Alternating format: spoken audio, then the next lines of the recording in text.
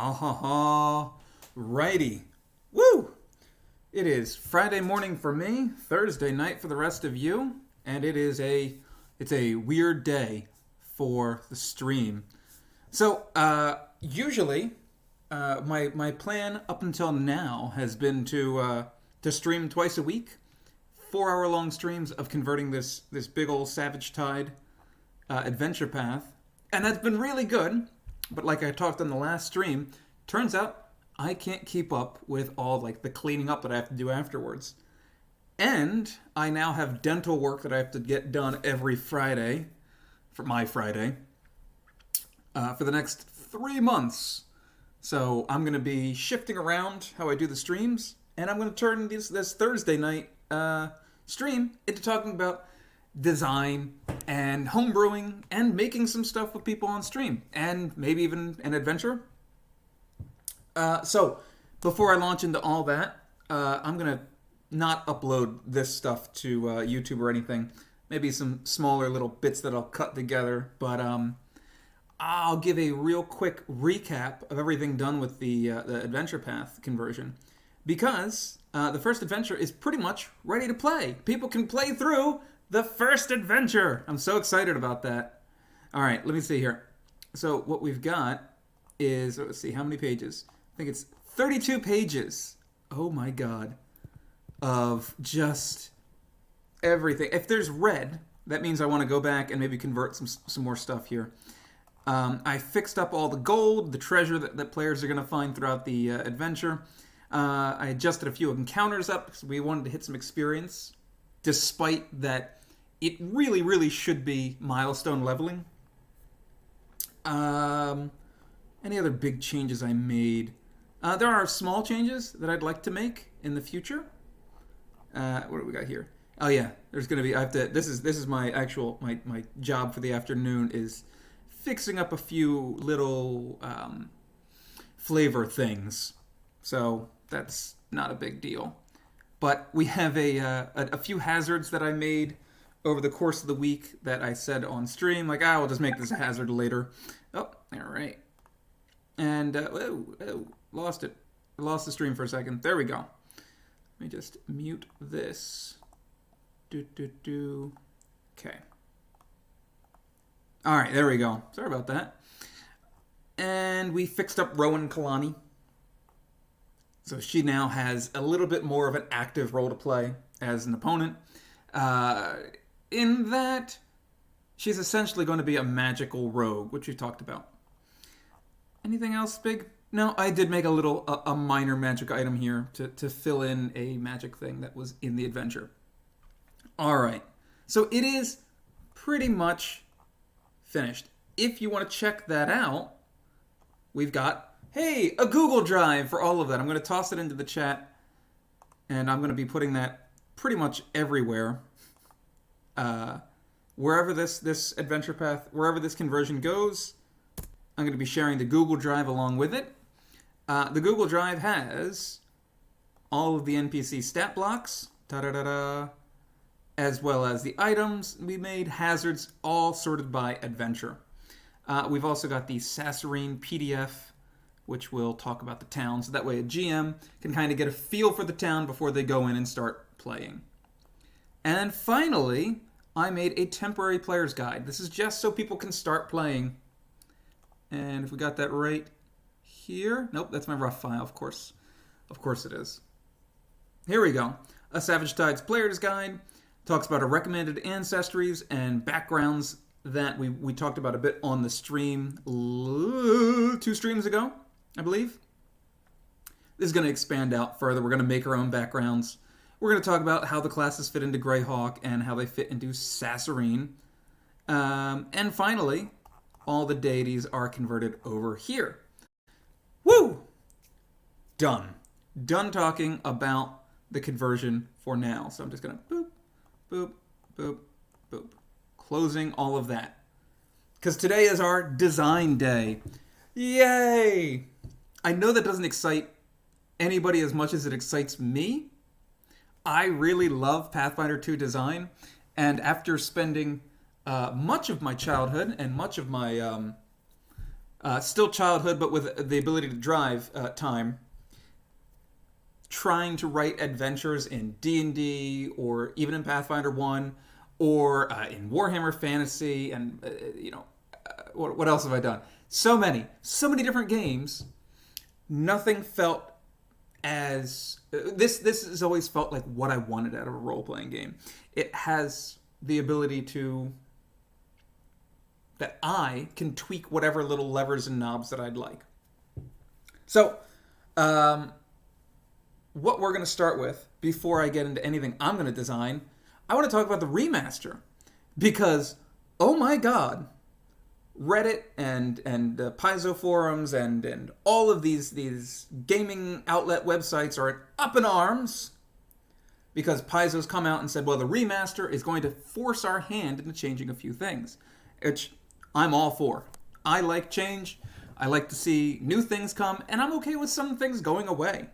But the big ones I want to talk about today are, one, my favorite class, hands down, in Pathfinder, the Wizard, is getting the spell schools removed, which, for some reason, people got very upset. Not a big deal to me. Oh no, it's not abjuration magic anymore, but we still have the shield spell. Fine with me. Oh no, it's not enchantment anymore, but we still have the charm spell. And in its place is coming literal schools, literal in the figurative sense, in that I subscribe to the school of, war magic, or I subscribe to the school of, spectral abilities. So that's what we're getting, but we weren't given, any shots of what that could be. Just a general idea of that's what Wizards are going to be moving into. And I personally think that is a playground for making Homebrew right now. Obviously, when the remaster comes out, anything we make here about this sort of thing doesn't matter. Doesn't matter at all. But I think we could have some fun exploring that space with design right now. So what we're going to do today is I've got this. Hey, oh boy, this one's in this format. It is way harder to see. Oh no. But shouldn't be that big of a problem. We can make some feats here using Scribe PF2 tools. I haven't talked about it. I've talked about monster tools and I've talked about template tools. Here's another one. Helps you kind of put things in a nice PDF format if you're not super savvy with InDesign or even Photoshop or something. So we're going to put some feats in here. We're just going to play around with it, not really worry about game balance, because we can always go back later and adjust things so that they fit right and they feel right. So that's the one thing I'd like to do today. Let's look at spell schools and make a few and have some fun with it and what that would mean before the remaster comes. And the other big news, and boy oh boy, I encourage all of you to never go to the Paizo website, the Paizo forums, to read how people feel about that. Drow are gone from Golarion. Oh no. Oh, tragedy. I personally do not care. And I know that's going to upset some people. What, this guy doesn't care? Drow from Golarion are gone and he doesn't care? What about Second Darkness? What about the Drow from Abomination Vaults? What about all the rich lore and history that I truly, it does suck when something is taken away. With the OGL controversy and the upcoming Orc that we're getting, the open game license, obviously, and the open role-playing... What is it? What does ARC stand for? Open Role-Playing Creative Commons, something like that? Open Role-Playing Creative License, I believe. Anyway, Paizo really has to toe the line legally with things. And being that Drow are just front and center in everything D&D, it's safe to kind of get rid of them, especially since the Golarion Drow and, let's say, the Forgotten Realms Drow never really diverged that much from their paths. A little bit, but not enough that a lawyer couldn't go, excuse me, I'd like to take this paycheck for my company now. So I get it. Drow are gone, but I also really get people being upset about Drow being taken away. Taken away.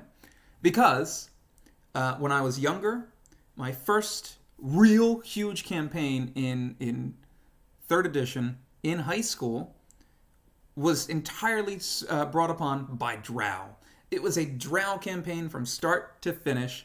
My players played Drow. They became the antagonists for the next group that came in. I mean, it was... We had... I was reading the War of the Spider Queen novels at the time, and that got woven into the story. Drow were a huge part of role-playing for me growing up. But also, I have since played a lot of games, and I don't really need Drow to justify to continue to play a game that I like. But if people really, really, really need Drow, something that's been said on Reddit, something that's been said on the Paizo forums, and I'm sure have been said all across the globe, well, mostly North America, if I'm being honest. I mean, Pathfinder does not grow that far and wide, I suppose. You can just homebrew your own. And that's something we can do too. So, 2 things we're going to do. Wizard stuff, Drow stuff. Boom. Once we're done that, I want to take a look at encounter design and make some encounters, and as well as how to make it an interesting encounter. Because you can look at this building encounters list and just slap some creatures in and go, that's an encounter, done and done. But is it an interesting encounter? We're talking about that. And finally, if there is time, I kind of want to pitch writing an adventure with Twitch. With Twitch chat. Twitch chat writes an adventure. So we'll see. We'll see how that goes. Anyway, that is our little 2-hour stream planned out. We'll see if we've got the time, especially since I'm long-winded. So, since I will be slicing this up for other little bits and bobs later, another quick intro. We're going to talk about wizards. Okay? With wizard spell schools, the way I envisioned it before remaster happening is as a class dedication or a class archetype. Instead of getting your access to the spell schools as they are of abjuration, enchantment, divination, etc., you would instead lose that access and gain a access to one of these spell schools. Boy, school and school really are not helping me out as words. We'll call it one of these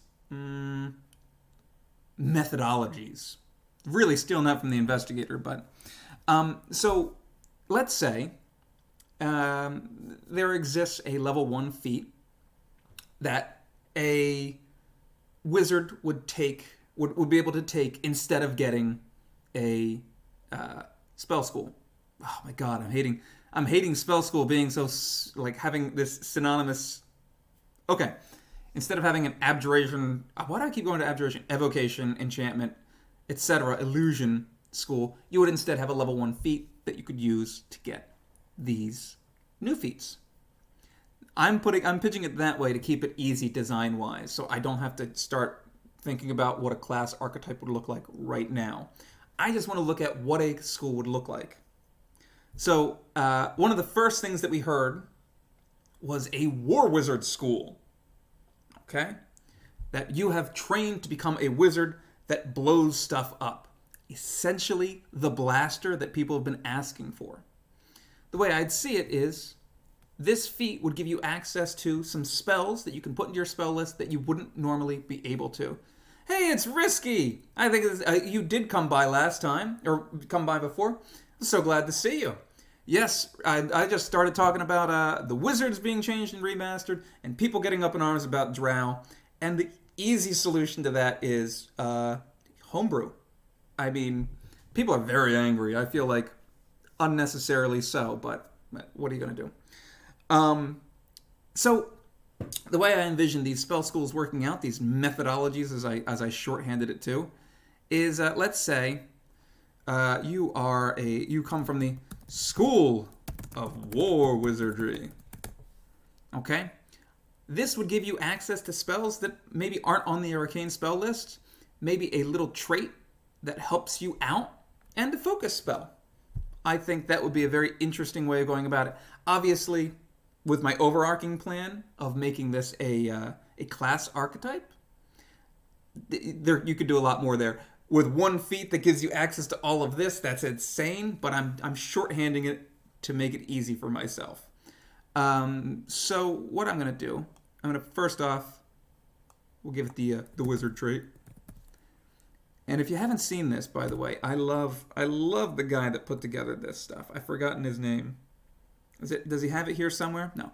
Whoever's put together the tools, the PF2 tools, thank you. Good man. Feat 1, School of War Wizardry, obviously not an action to use. Wizard, and I'm gonna give it a special trait. I'm gonna call it school. I'm gonna call it a school trait. And I'll even note here, we're not gonna need critical failure or anything like that. I'll put special. A character can select only one school feat. There. Easy. So already we have the makings. We don't need a prerequisite for this. I mean, I am essentially nixing the idea of doing a class dedication right now just because it's such a big, broad idea. But let's take a look. All right.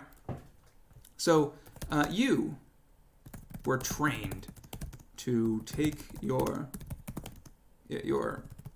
spells into the battlefield. Into the battlefield with you. Magic is a tool of destruction in your hands. All right? We can easily agree. Flavor text does not truly matter when it comes to this, but it's fun. But it helps us to kind of make our guidelines of where we want to go with it. All right, magic is a tool of destruction. When you add a spell to your spell book, you can choose from the following spells. Ta-da! Now, this is exactly what I said. This, as a level 1 feat with nothing else on it, oh, I get access to more spells from that aren't on the arcane spell list. Is it super exciting? Not particularly. And also, I am concerned that it feels like I'm going into the sorcerer direction, where it's just like, hey, you're a sorcerer, but also you get these spells, and here's your focus power. Ta-da, you're a sorcerer. With bloodline abilities, I don't want to do that, obviously. Here's what I'm going to do. I want to keep that up. Let's look at spells. Okay? I'm going to say all spells for now, and I'll just rule out arcane, and we'll see what feels like a... Can I rule out arcane? I don't think I... Drat. All right, well, that's fine. I'm looking at the Primal School right now, because Primal School tends to have the most damaging spells. It's the spell list. It's no worries. Drop in and out. It's all good. But Primal spell list ends up being that blaster spellcaster list, surprisingly. So I want to look at a few that feel like, ooh, if I were a war wizard, I would want this spell. Out of curiosity, Tanglefoot, still arcane. That's going to be tricky. The arcane spell list has a lot of spells. So I want to find things that aren't arcane, but still give us some fun stuff as a wizard. Ooh, Buffeting Winds. Not bad. I'm already liking that one. I'm just going to put that over there. Chilling Spray. I mean, I know we get that one. Few of these things that'll also be utility in casting that a war wizard would want. Jump, obviously, is very arcane. I use it all the time. And what I'd also like to do as a sub-idea to this war wizard is rolling in spell attack rolls being impactful and useful. So if we can find a few that work. Man, the arcane spell list is so good, though. That's the thing. It's got all the good stuff. Snowball. Everybody's least favorite spell. Snowball. Kind of like giving him Shillelagh, but Actually, I think that's a fine idea. Synchronize. No. All right, but you can see where we're going here. Let's get a few of these low levels. We'll make a list of like 5 or 6 so we can kind of build out an idea of what it would look like.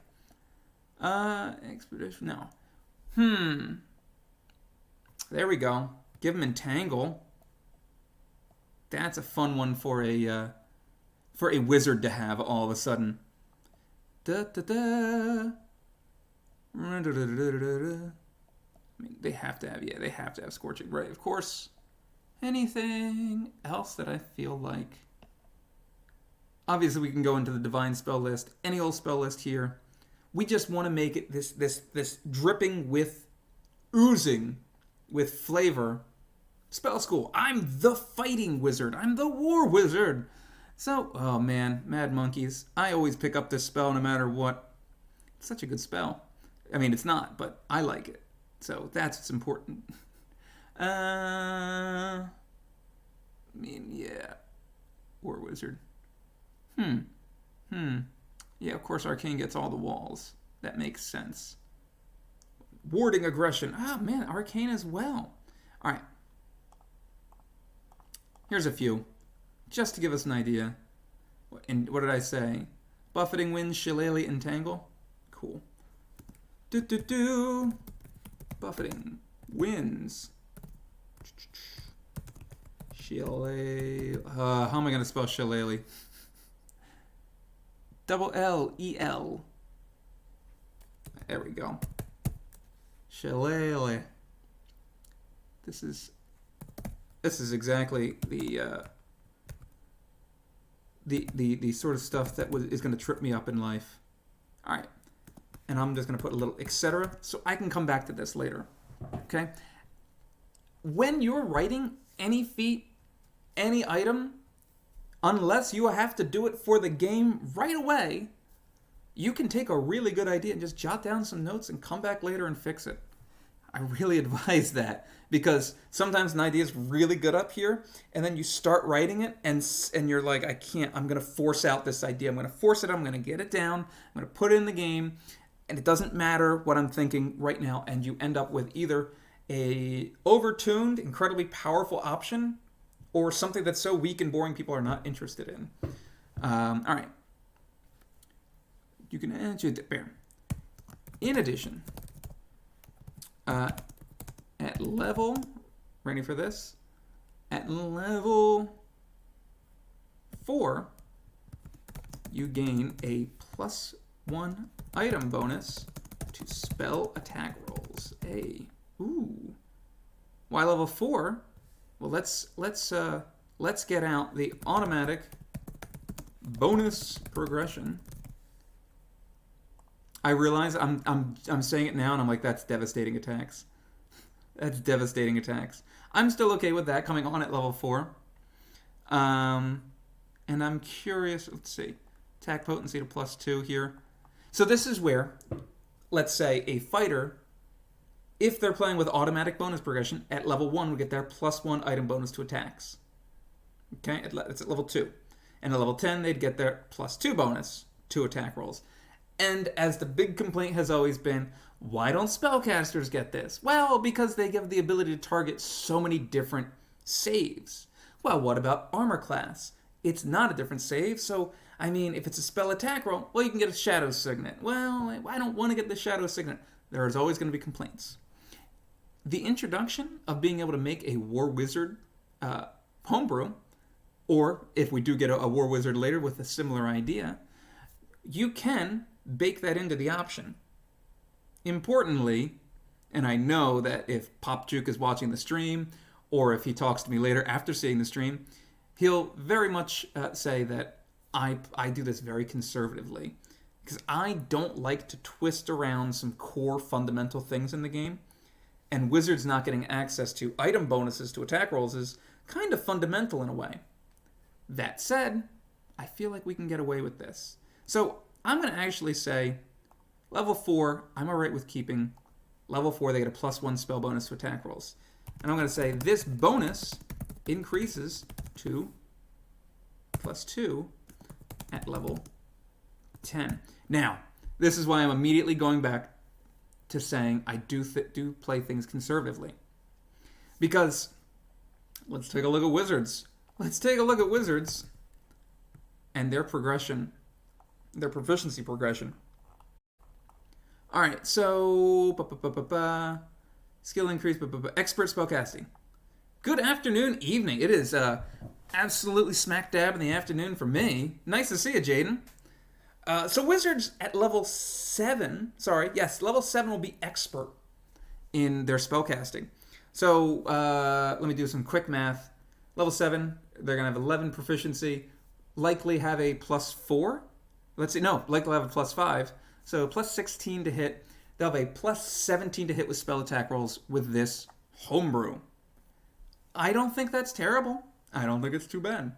And at level 10, that goes up to +2. It does get a little dicey when you get legendary spellcasting, and now your spell attack rolls are hitting beyond legendary. We'll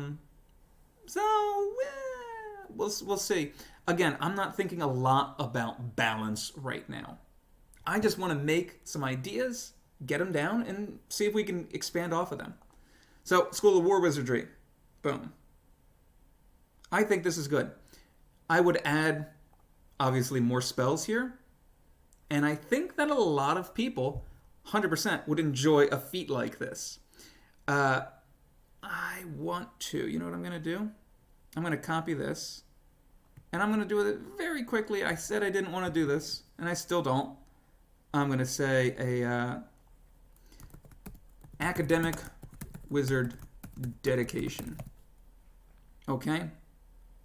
Let's take a look at the other class archetype. There we go. Man, my brain just turned off. The other class archetype, which is, of course, the Rune Lord for wizards. And let's look at how that's formed. Oh, my God. This is why I don't want to write all of this. Look at all this stuff I'd have to write. Oh my goodness.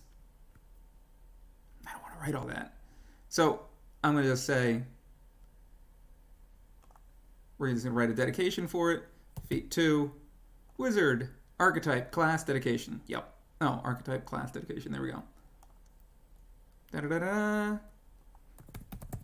Type, class, dedication. There.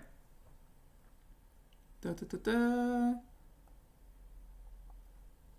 Breaking down, well, I just made a feat for School of War Wizardry, but taking a look at the Rune Lord here, likely, if we were to make this as a class archetype, we would do something like this.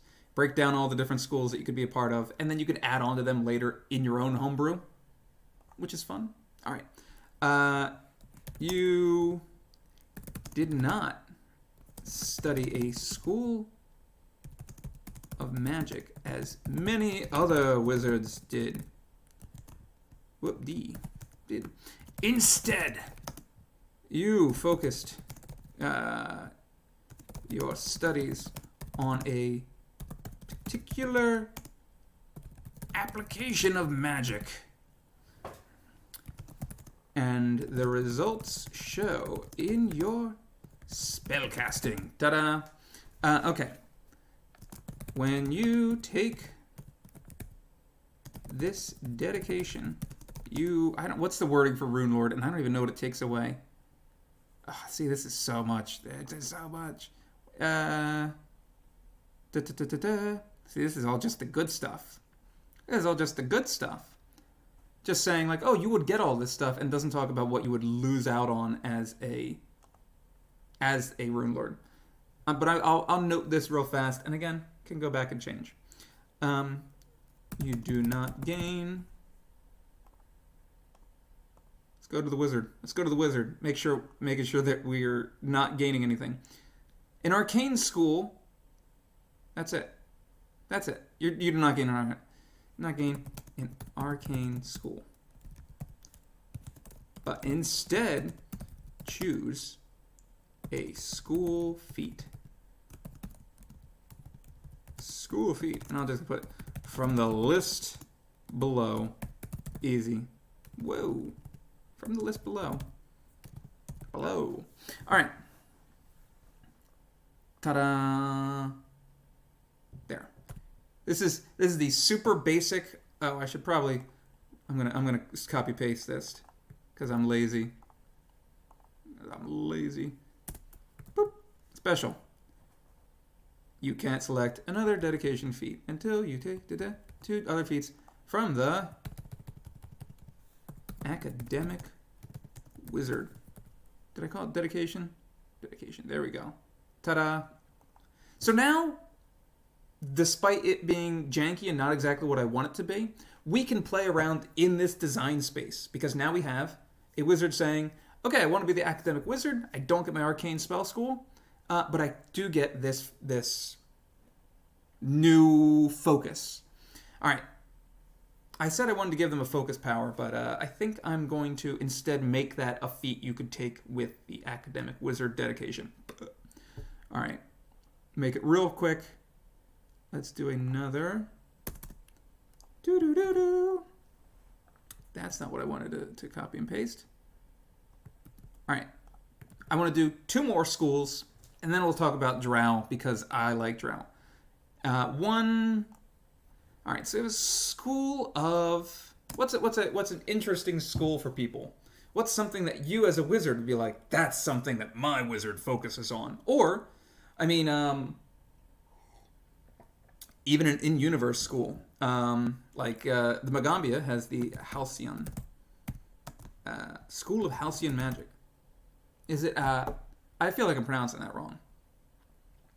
So here we go. You learned your magic. Now you learned to combine your magic from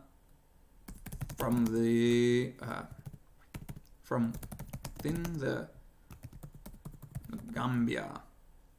I mean, I don't love that wording. To create a new, powerful halcyon, new powerful spellcasting tradition. Again, I hate all that wording because spellcasting tradition has meaning in the lore, as does halcyon magic existing separate from other magic, but we'll worry about that later. So what I'd like to do is make this a bit different, obviously. When you choose to add a spell, you can, I'm going to say, instead add a spell from either the divine tradition or the primal tradition. There we go. Okay? That feels... just writing that down is like, whoa, that needs balance. That's way too strong. I'm trying to stop myself from getting lost in the weeds of balancing stuff because I'll go crazy. I could limit that down and just be like, choose from these spells. Let me think here. The ability I want to give it. Do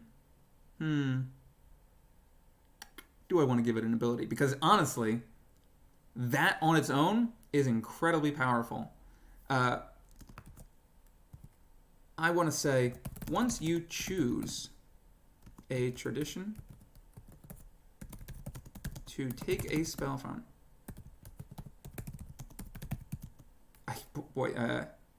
actually, I'll make this easier for myself. When you take this feat, choose either the divine or primal tradition.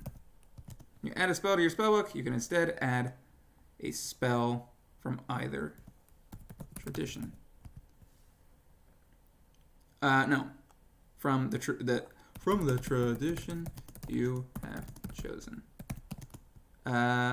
This choice cannot be changed. Ta-da! All right, that feels like an incredibly strong feat that also defines your character, like ridiculously. Probably more than the School of War Wizardry, because if I'm playing a wizard, this actually, I just realized what I did, is you could essentially just make your entire spellbook all divine or all primal, and I don't want that. I don't want that. Okay. When you add a ooh. Ooh. Alright. I feel like I'm just going to put a mental note there. Go back and change that, because something about that doesn't feel right. Mostly because I want people to like, oh, I've leveled up. Check it out, guys. I added heal to my spellbook. Haha, pretty cool. Instead of being like, I am a cleric who has a spellbook. You know? I don't want it. I want it to be the mix. Like, oh, magic missile. Also, you know, I almost said guidance. I think Arcane has guidance, right? Anyway. Forbidding Ward. Alright. Alright, there's two quick examples.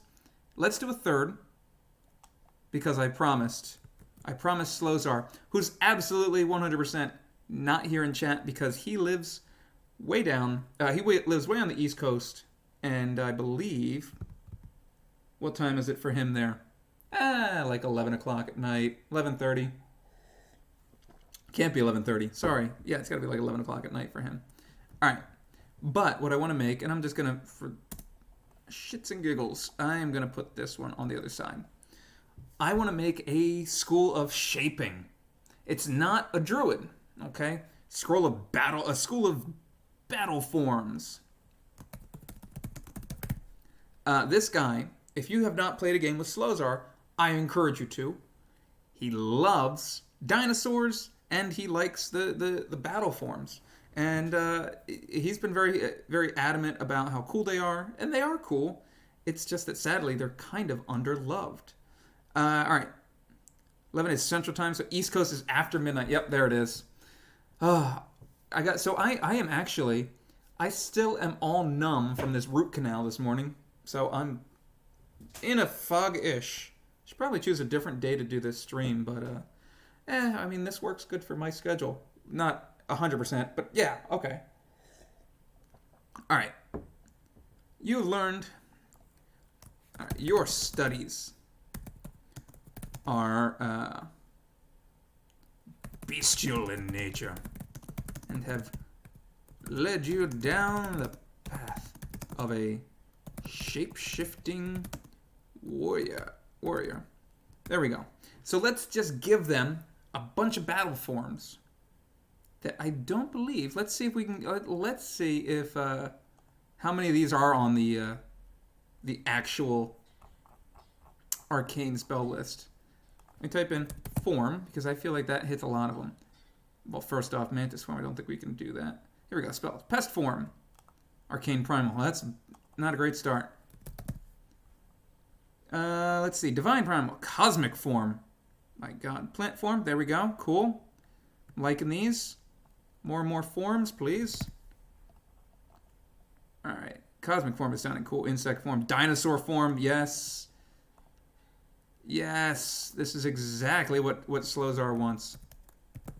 Animal form, I believe, is also only primal. Nice. Okay. So you're not a primal spellcaster. You're still a wizard. But you get to add these to your spell list. Okay. Here's just another, much like I did with the War Wizard, just a smattering of spells. There. Copy this whole thing.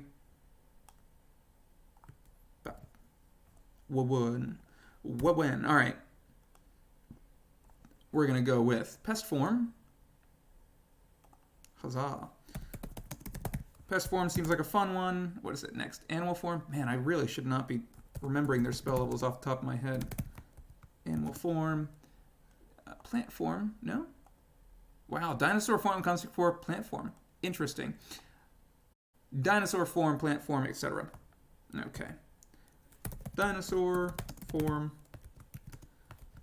plant form, and then I'm going to put a little, whoa, etc. Boom.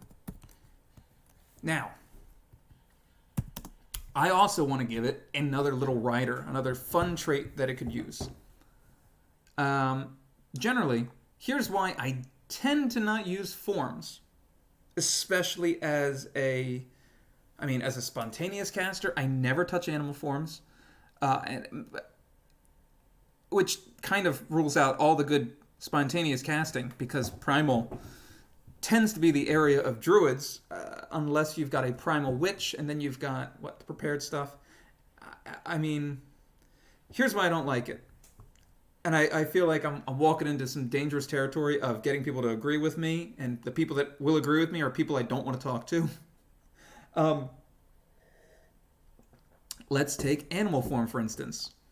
We have it at a level 2 spell. At level 2, hey, it functions pretty great. Functions just as it should. Level 3, nice. Level 4, good. Level 5, all right. And then it just stops functioning, essentially. So, how do we make it function? That's what I'd like to do. I'd like it to be, you don't just evolve out of animal form and like, all right, now I do dinosaur form from here on out. I don't know how to do animal form anymore. It's weak. I've got dinosaurs now. I'm not gonna do dinosaurs anymore. I've got, plant form. I don't like that. But nor do I like the one person being like, I only can't cast plant form, and that's my whole role. Like, that's not fun either. So I kind of get where it's like this form will fall off as you level up. But I'd like to give it something, while you're in a polymorphed, while you're under the effects of a polymorph spell. Increase. Oh. Man, I'm trying to think how I want to do that. All right, I'll start writing and we'll see what happens. While you are under the effects of a polymorph spell, you gain it could be, hold on now. I'm curious. What's something we can do here? Your attack modifier is +9. If you're casting it, all right, level 2 spell.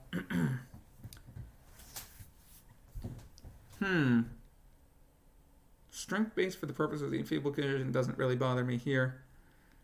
Your attack modifier is +9. Casting a level 2 spell, you're level 3. 5, 9. Okay, yeah. So I was gonna say you could treat your spell attack modifier as that doesn't really help things much. I would say +1 item bonus. I think with polymorph spells though, you don't get the item bonus, so that just feels like I've messed up just made a mistake with the rules. These can only be adjusted by circumstance, status, and penalties. So what I'd say is, this is the easy way out, and we could design more fun stuff for this later. You gain a +1 status bonus to attack and damage rolls. You have a built-in bard when you cast your battle form. That's very easy. Then, to kind of more solidify the role of these battle forms, what we do is just add like a... I was going to stop here, but let's just do one thing, and I can fix it up later if I want to do more with it, or if people want to see more of it. I'll call it a school specialty, and there's nothing to this. Don't get excited. I don't want anyone being like, "This is a great idea. I am so happy." What we're gonna do, I'm gonna make it a 2. I don't really like it, but I don't want to make it 2 because you can't take anything. You cannot take a class dedication. I guess if you got there are some rule things, stuff where you can get through it, but all right. You gain oh my god, I haven't put any prerequisites in here. I'll touch it later. All right. You gain the focus spell associated with your school feat. Boom. And we can go and design some school feats. For instance, since we will be losing the Force Bolt from the Evocation School, the School of War Wizardry might want to have like an attack roll, just one action, pow! that they can like at range people with. Oh my god! I just realized I invented Eldritch Blast with that idea. Not super keen on it, so we'll play with that a little. We could make a meta magic for Halcyon magic that the next spell that you cast gains a rider depending on what type of spell it is. If it's a primal spell, you can also entangle them, something like that. All right, so that's real quick. Now let's do. Boop. Oh, that's not the button I wanted. There we go. And I'm just going to copy this whole page over. The entire page. I'm going to take the entire page and put it onto the next page. Ta-da. Da-da-da-da. And we're just going to call this, instead of Azzur's Homebrew Day, I'm going to call it, just put Drow here. Woohoo! And I'll put Wizard up here. All right. So what I was originally going to do, before all of the remastered news came out and everyone started losing their minds that Drow were going away, I was going to do a Wheel of Ancestries. Because I love the Ancestries of Golarion. I love them in Pathfinder 2nd Edition. I think they're really cool. But unfortunately, there are some that eat better than others, so to speak. You pick a human and you just look at those feats and you just, oh my god, look at all this stuff. And then you like turn your head over to the Shisk and you're like, what do you guys do again? And they say, oh, we're actually really good at recalling knowledge. And you're like, cool, put a pin in that. Ooh, look at all the stuff dwarves get. You guys get guns and stuff? Hi, Konrasu, how you guys doing?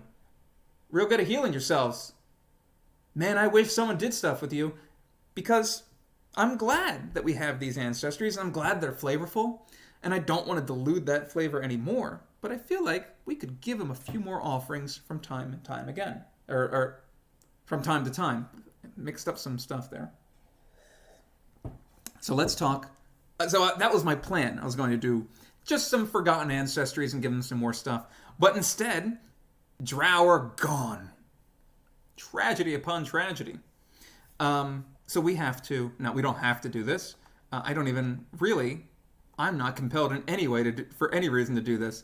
Other than, I think it'd be interesting, and I'm kind of tired of people complaining. Drow are gone, and I'll never be able to play a Drow again. Well, you could play Cavern Elf. Yeah, but the Cavern Elf isn't really a Drow. It kind of is now.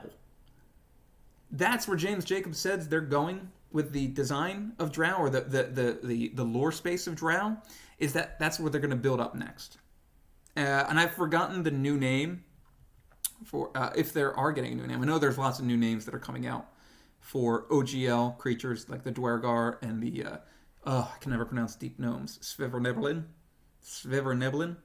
Anyway, so let's get out elves. Elf, the ancestry. And importantly, let's get out the feats and the heritages. Where is our Cavern Elf? Here we go. Let's look at Cavern Elf right here. You were born or spent many years in underground tunnels or caverns where light is scarce. Not exactly a Drow, right?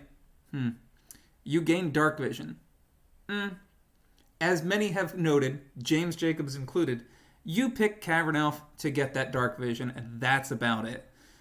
Wandering Heart, I believe, is the one that gives you... Yeah, it lets you change your environment. You know, it's actually a very, very good feat, by the way, but it doesn't, when Pathfinder 2nd Edition first launched, I got so excited by the feat design, and I thought, oh my god, you could then make feats that require heritages, and you can really specialize the heritages. And I was super excited about that, and I got less excited about it over time. Not because Paizo didn't do anything with it, but rather that I realized why they weren't doing anything with it. Because let's say you make a bunch of cool feats for Arctic Elf, and you're like, all right, the Arctic Elf can do this cool thing where they got like a cloak and they can ride on snowstorms and they can like forge blades of ice and you start pigeonholing what that character becomes, and you start pigeonholing what their ancestry feats are. Like, you went Arctic Elf, so why don't you get the cool Arctic Elf feats instead of like the regular elf feats? And I don't want to do that. Like, I don't want to, that's not interesting design in any way to me. But I think there is still some room to play around with stuff. So let's look at a few ways to define a drow. First off, let's take out this academic stuff. Whoops, I'm already back to the one I didn't want to go there. Here we go. How do we define drow? Hold on. How are these written? Let me look at a, let's see, ancestral longevity. Yeah, it's just got the elf trait and prerequisites. Great. Cool. Then we'll put a where'd my there we are. Elf. Boom. And I will say prerequisites cavern elf heritage. All right. Now, as somebody who's played a shit ton of Drow and has just, I mean, they've been everywhere. Why did this get real weird? Huh. Wonder why. Oh, I know why. There we go. Fix that problem. I don't know if it's been mentioned, but some people are talking about pale sightless elves like the fall. Yeah, that. So that is me if I were going in a direction. Actually, are the cavern elves already that? That's what they are, aren't they? I haven't looked at the server because I've got it on streamer mode. Hold on. There we go. All right. Yeah, I think if I were on like the Paizo design team, that's a direction I'd go. Expanding that out more. But these are people that are like, I demand that the Drow return in the exact same way that my high school self remembers. Because I read every single Drizzt novel, and I gotta tell you, if Menzoberranzan is one stalactite out of place, I will scream on the forums. Which that has been the most awful thread to go on. Busted. I do go on, I kind of look and I'm like, Jesus Christ. Oh my God. I can't believe they're still yelling about this. All right. Everyone's saying Noble Drow on the forums and the servers. So I'm actually curious. Noble Drow 3.5. It's been a bit. Oh, well, that's the Pathfinder one. Yeah, that's no. Is this the Pathfinder one? Yeah, this is the Pathfinder one. Well, okay. So you can see how this was a problem for the OGL. I forgot they were just that direct. Let's still see what they had spell resistance. Eesh, that already is rough. I mean, this was also the back in the day of level adjustments. Yeah, I realized I started typing in Noble Drow and I was like, oh my God, I didn't. What? Oh, thank God. 3.5 D&D. I'm curious. Oh, really? If you look up D&D 3.5 Noble Drow, up comes Pathfinder first. This is exactly what Wizards of the Coast is worried about. Look at this. I'm getting 5th edition stuff. Archives of Neth. Look at this. Why can I not?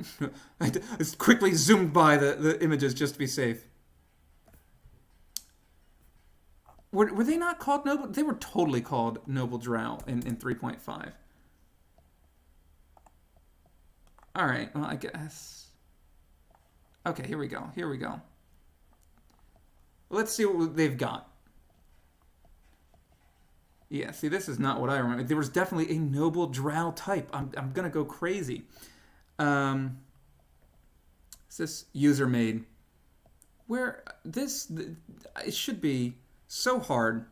It should not be this difficult to find old rules. I could find a copy of the 3.5 Monster Manual and look it up. I'm curious. I don't want to. D&D tools, Drow, the Underdark, Neo-Cities. What? Oh my God. Lesser Drow. Okay, so here we go. Here's the old SRD. No, this is not the... What is this? Lesser Drow. Lesser Deep... Oh my God. What is this? Variant Systems. That's what it is. Yikes. Drow. D&D Tools.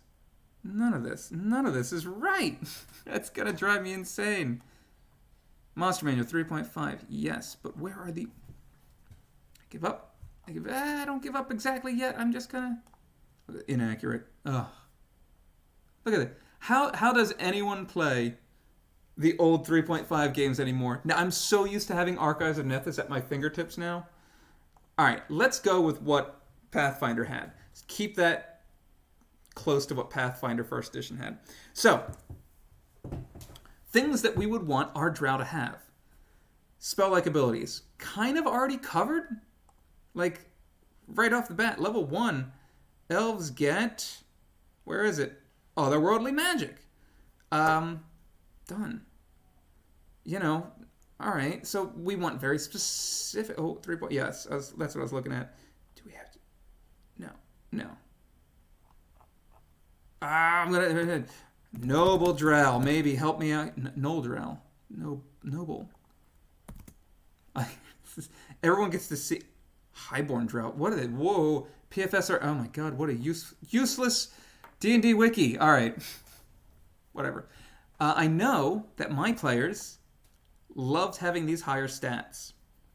Even if they what is it? I think it was given effective character level +2. I know Sola has not played 3.5, and I don't think Pathfinder First Edition.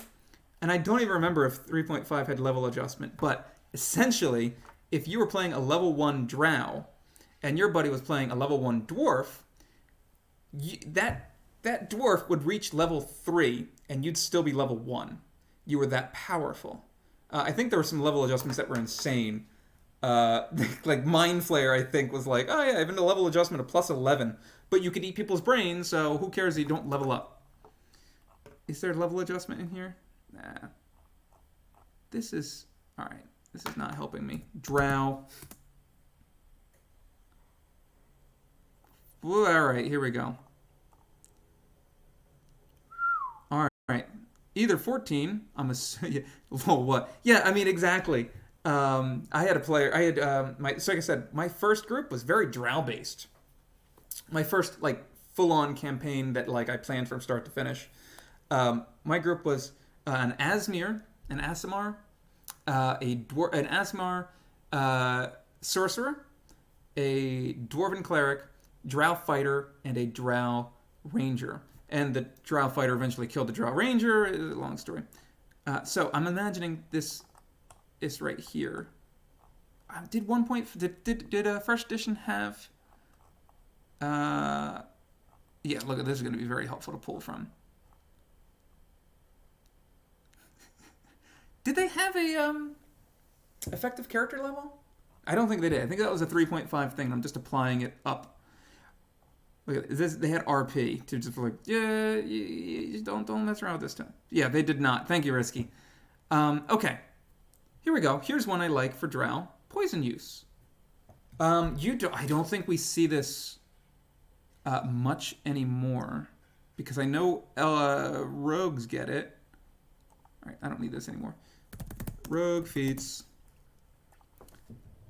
that they can not. I don't think.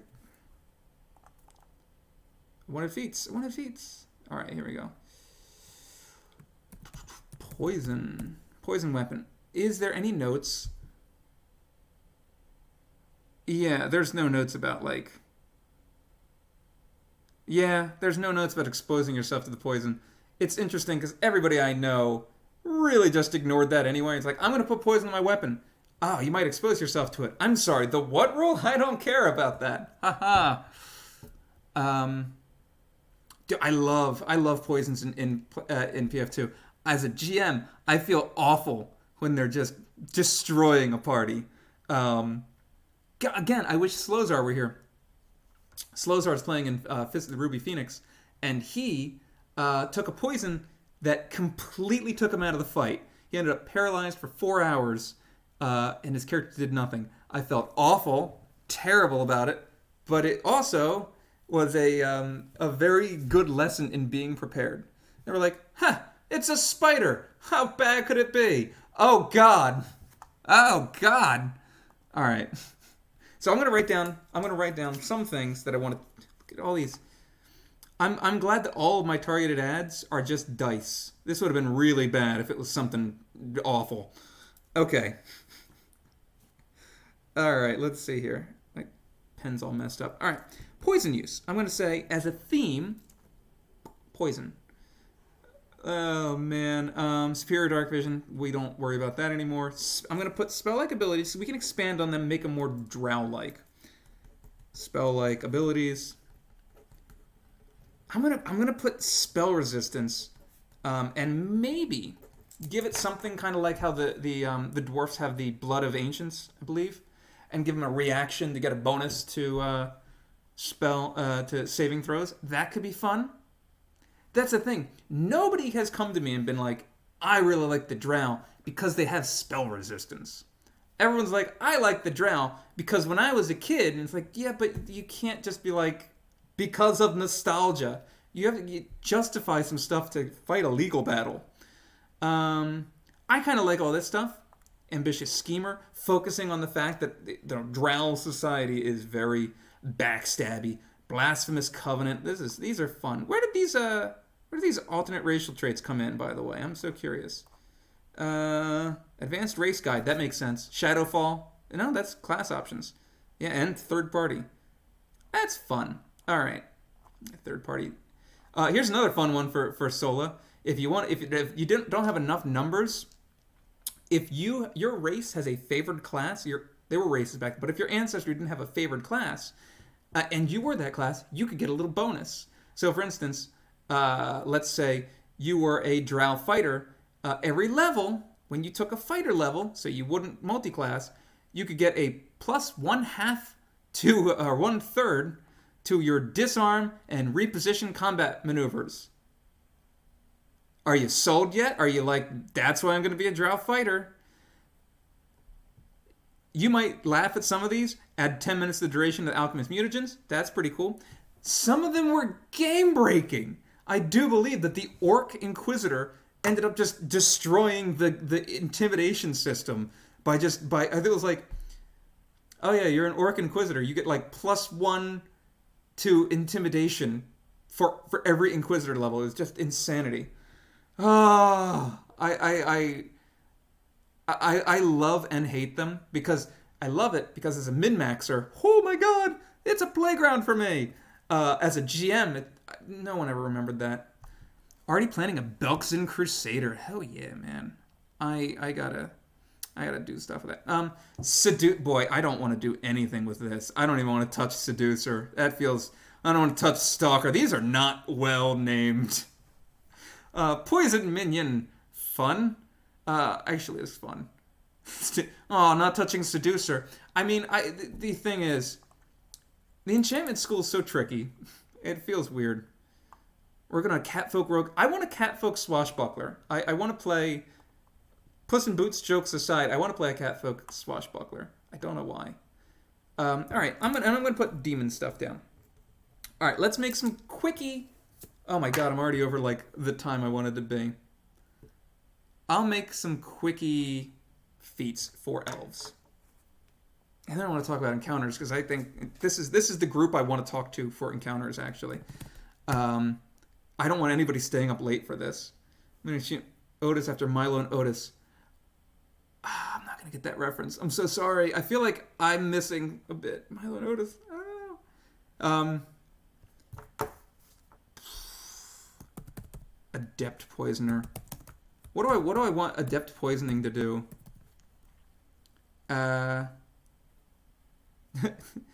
Tanuki. Yeah. My wife is a Tanuki. Old kids movie. Okay. Well, there we go. I also have to remember that I might be older than many people in the server. Like, I'm right in the weird middle spot of, like, either we have the graybeards, you know, who are like, let me explain to you first edition on the server, and we've also got people that are like, yeah, college just kicked my ass right now. Oh man, jeez, kids movies and people getting killed. What do I want an Adept Poisoner feat to look like for a level 1 feat for Drow, if it is a level 1 feat? Ugh. I'm already in the I want to compare so many things. You can apply a poison. Oh, you know, it'd be kind of fun. That's the thing. Applying a poison. Out of curiosity. Apply poison. Alright. Yeah. Yes. I think it's typically a 3-action ability to apply a poison, yeah? Poison. But I don't want to step on the toes of a... let's... Full rules on alchemical poisons. Here we go. Applying uses interact actions. Requires one hand to pour into the food. Okay, the full rules on how to use...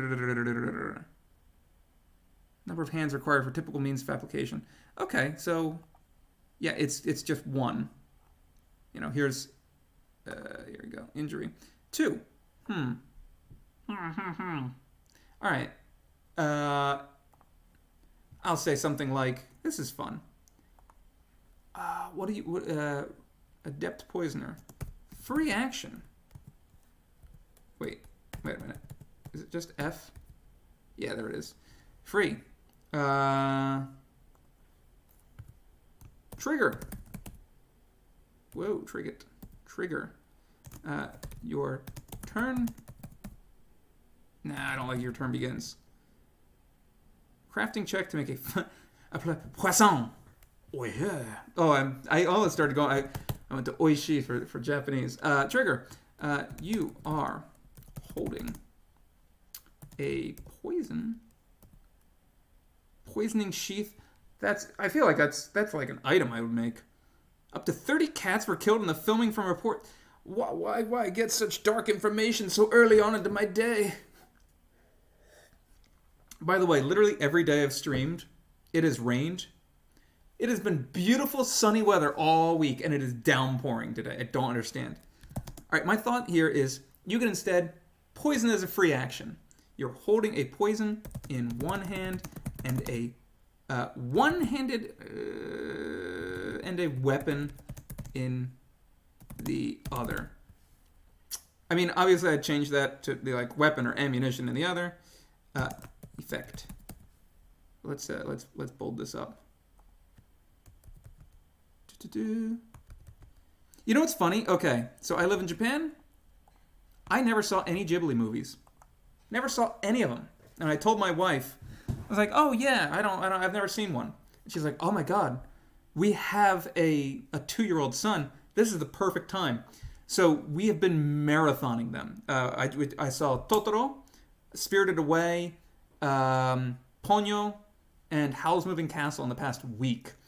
My son loves Totoro, and because it's Japan, everybody sings the Totoro song, Totoro, Totoro, and so he's been singing that. He's been replacing the words with butt and poop. He's like, unko.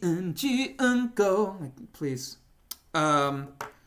He did not care for pretty much anything else. He thought that Spirited Away was very scary, and we did not watch Howl's Moving Castle with him. So up next, we're going to be seeing Princess Mononoke. I'm very excited. My wife obviously has a very different relationship with the movies than I do, because I'm just like, oh yeah, in America, they talked about them a lot. Cool.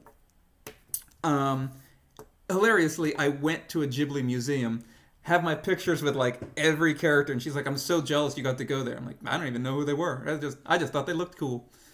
I'm the worst Japanese. I'm the worst foreigner to be here.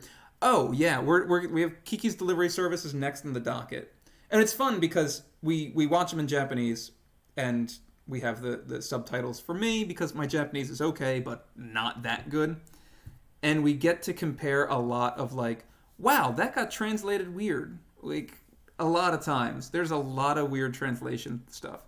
Ponyo, oh my god, Japanese people and their feelings on the translation of Ponyo. It's not just my wife. It's a thing. There's some subtext that gets dropped from that movie real hard. Whew. All right. In fact, you apply the poison to your weapon. I got very distracted there. All right. You are a trained hand when it comes to poisons.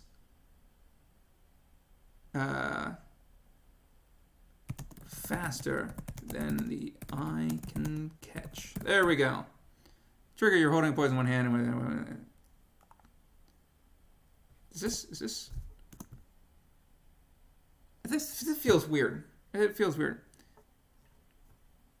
First off, the shallow feeling is also shared by Japanese people, who often are saying, "I'm sorry, but what was the meaning we were supposed to draw from this?" Apparently, but the big thing is the relationship between the son, whose name I've already forgotten, and his mother. In Japanese, he never calls his mother mom. In English and in the subtitles, he is constantly referring to her as mom. Wind Rises. Oh, I check that out. And like, it's supposed to be like, I don't know. It's. I think it's a lot of like growing up and accepting, and like, this is a kid that wants to be an adult, but like a lot of stuff gets lost in translation. My wife just likes the Ponyo song, and we did a rap at the end of it. She was like, "That's not appropriate. That's not the Ponyo song." Waka waka choo choo, waka waka choo choo, which is the best line. I'm excited, I'll give you kisses. And the English changes it to, do you think I like you? Do you think I like you? Or something like that. Oh, very, very, very bleh. I've already, like, I'm so far off track with what I'm doing here. But I'm having fun, so that's all that matters. Right? Yeah, that's right. Get all this stuff.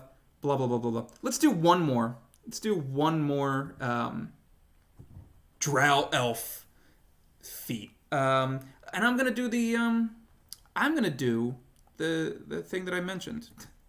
You know, the thing. Gosh, I cannot words. I like to put little breaks between these. Boop, whoops. Waka waka choo-choo, waka waka choo-choo. Alright, I'm going to make this their spell resistance thing. I would like to get more lore stuff in, like dealing with demons and flesh warping, but I'm lazy. Not lazy, I really want to jump into encounter design, because that's really fun to me. And if Sol is here, I have to sit down and do some encounter design for your group in Strength of Thousands. You guys. So crazy. Alright.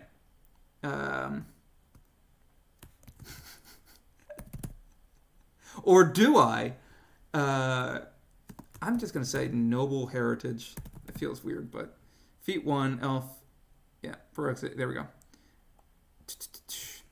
Spells are like insects to be swatted away. Okay. Yeah, man after my own heart. I love Shock and Grasp. It's a spell that you can flank with. It's so good. All it does is put you directly into harm's way. Why don't more people use it? I love it. I might be the only one. I don't know. Here's our trigger. You are targeted with a spell. You were targeted with a spell. Effect. You gain a plus. I mean, the obvious answer, the correct answer is +1 status bonus to your saving throws and your AC and saving throws. AC and saving throws versus the triggering spell. However, there is another part of me that wants to be like, it's a +2, but you are instead flat-footed for your next turn until the end of your next turn, or until the start of your next turn. You know, that would be fun. But I don't think that exactly is it. So I wish I gave myself more time for this stuff, but I have a lot to do around the house. So here's some quickie homebrew stuff that we made. Hey, we can expand on that. Let's go! Drow are back! I'm bringing them back! Hold on, there we go. Computer was dying on me. So yeah, we got some Drow stuff. You can expand that out and make it all sorts of lore. But I'm not going to do that right now. Flight comes in at the last moment and is like, yes, Drow! And I'm like, all right, done with Drow. I'm so sorry. You can do more stuff. I'd love to do some flesh warpy, like in the middle of battle, flesh warping an opponent. That'd be fun. Like, that's cool. I feel like I'm just, at this point, I'm making a new ancestry. All right, anyway. So what I want to talk about, my big thing for today, big thing. I think I should have did the big stuff. Encounter design. So I see this a lot when people are like making encounters or like making adventures, and it also really directly impacts the conversion stuff I'm doing. People don't put thought into these encounters, and they're just like, yeah, they're in this room, okay? And then I hit the moderate. I hit the moderate right here. Good fight. And then your players get there, and they're like, all right, I stride up, and I strike. And I cast my spells, and done. I do the thing I want to do, and done. I don't really engage with the combat. And, yeah, that's fine. I'm going to give two quick examples of a low level 1 encounter. Like, the most basic of level 1 encounters. I think everybody has seen it at some point in their Pathfinder career or even role-playing career, anything. It's so common. So, what I'm going to do here, boop-a-doop-a-doo, edit this. Boom. Pressing buttons, and pressing buttons. There we go. Boom.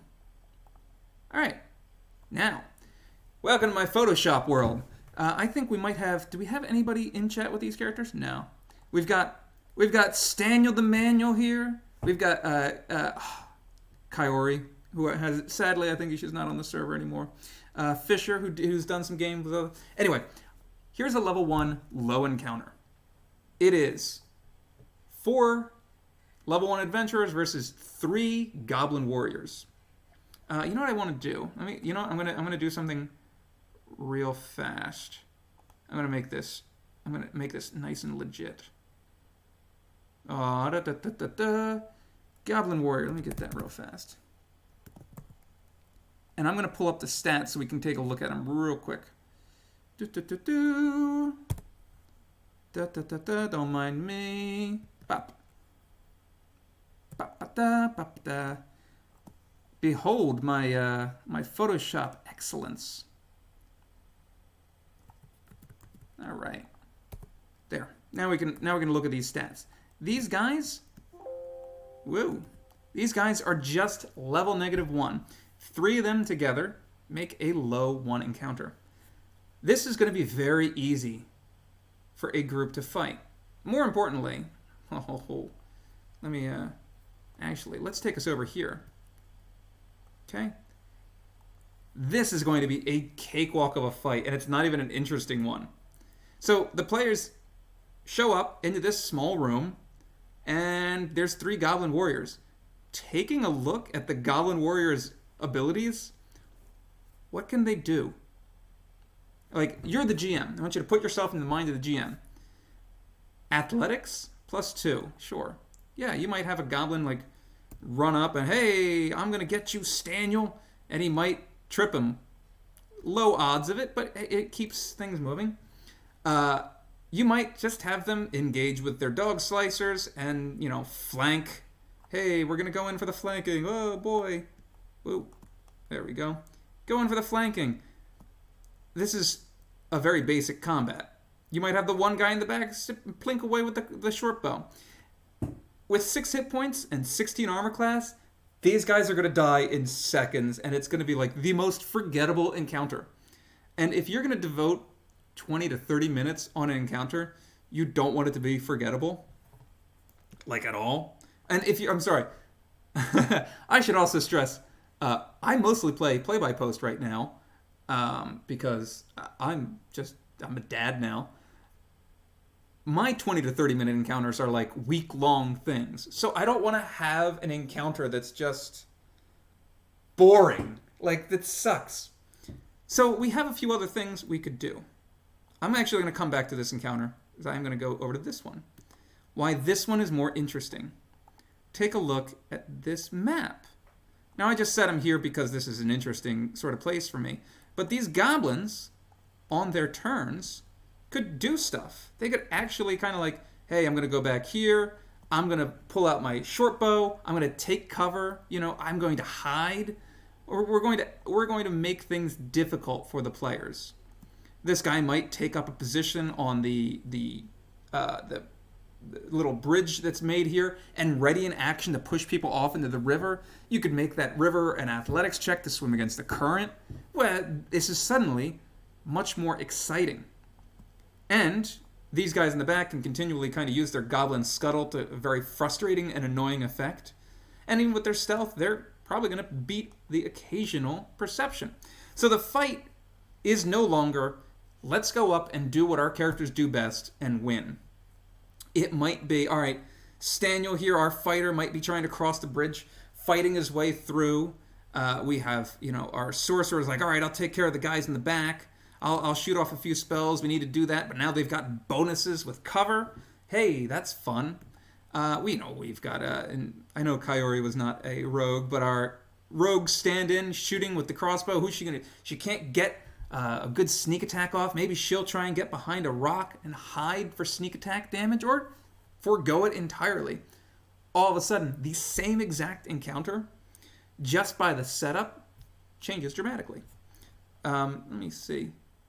I realize when I'm in this mode, I'm in this mode, I can't read chat, but I trust you guys are not saying anything about how devilishly handsome I am, or how much you want to come and visit and eat all the ramen with me. I can't afford ramen right now. I can't afford good ramen right now, so don't take that option. When people do visit, I want to have a nice stash of money. I actually promise next, if he comes and visits, I'm going to take him out to the most expensive sushi place I know, because it is the best sushi I've had in my life. I was going to include Korea in there, but what they gave me was not sushi. It was hue, which is very different and very tasty. All right, so there's our quickie, like how to think about an encounter. That's the big one. I want people to think about encounters before they start designing them. So that brings us back to this crappy encounter. This kind of lame, this isn't doing anything. Whoa. Hotkeys messed up on me there for a second. So, what if you as a GM are in a weird position?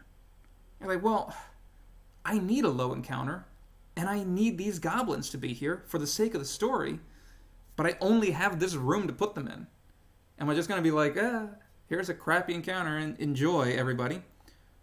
Well, there is something that not a lot of people remember they can do. They can give them different items, or they can even give them different abilities if they want.